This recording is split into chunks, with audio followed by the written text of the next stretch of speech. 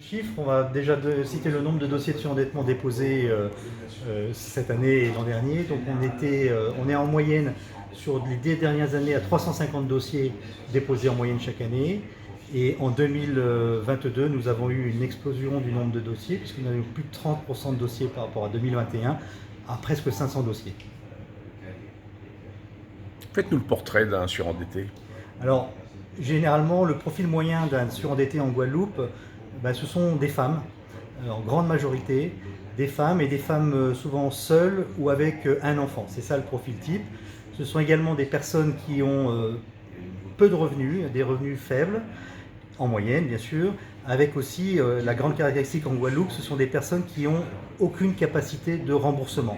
C'est-à-dire que quand on prend en compte leurs revenus et les charges qu'elles ont, eh bien, on n'a aucune capacité pour rembourser leurs dettes.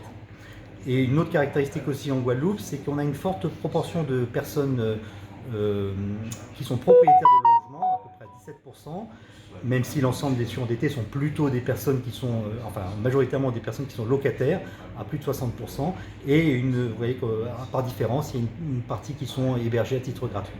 Qui déclenche la procédure?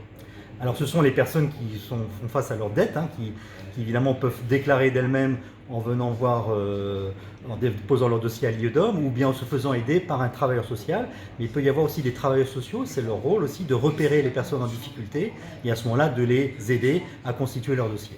Qu'est-ce qui se passe ensuite?